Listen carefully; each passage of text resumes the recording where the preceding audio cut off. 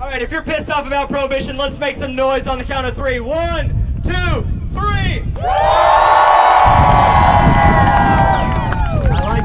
I like it, Texas.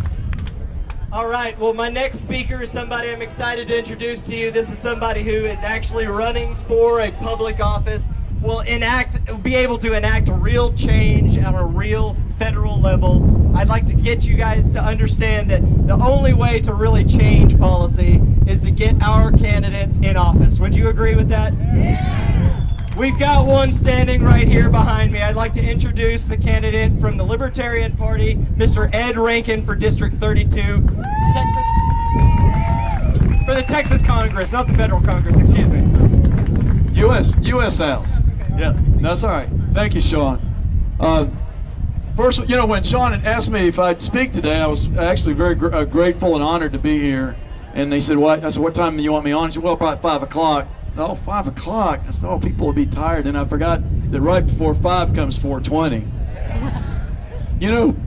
40 years ago, when I was a freshman at Appalachian State University in Western North Carolina, and my buddies and I were behind the dorm room with a towel, wet towel, to keep the smoke from going out in the hallway, smoking $15 an ounce Mexican weed, listening to Emmylou Harris.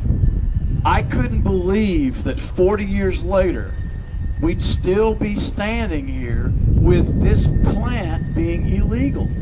It's unbelievable. It's unbelievable. Seek out Libertarian candidates. The Libertarian Party has been in the forefront of ending the drug war since its inception. Our candidate, Governor Gary Johnson, was one of the first governors to come out and publicly support full legalization of marijuana. I commit to you. Now, Texas District 32 is currently held by Pete Sessions. He's a 20-year Republican. Pete loves the NSA. He loves the Patriot Act. He loves corporate crony capitalism and government bailouts. He loves the drug war. Just to tell you how clueless Pete is, there are 640,000 people in this district. And when the Dallas Voice magazine, which most of you probably know is an advocate magazine for gay and lesbian people, asked Pete about his policies for gay and lesbian people, he said, "I don't have any gay people in my district." 640,000 people, and Pete says none of them are gay. So this is the these are the people who are making these decisions about this policy. I asked the reporter who was doing the story, they interviewed me for a story, and I asked the reporter, I said, "You think he was kidding, don't you?" "Oh, no, I think he was serious." Now, this is the level of idiocy that we have in Washington, D.C. So, thank you for being here today. Thank you for your advocacy.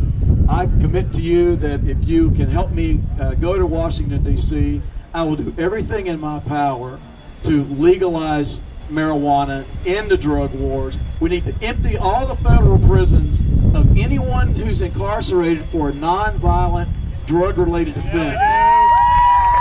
So, I will do that. I will work hard to make those things happen.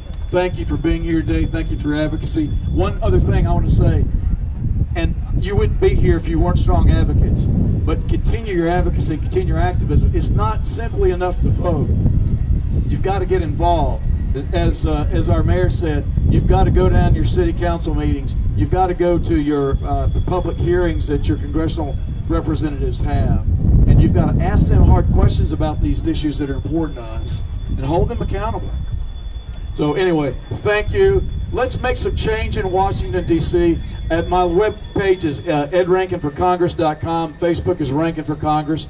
If you're in the 32nd and you have any questions, or if you have any questions about my position on issues, you can go to my website. You'll see my position on the ending the drug war and all some of the other important issues that we face. Thank you very much. Let's get it done.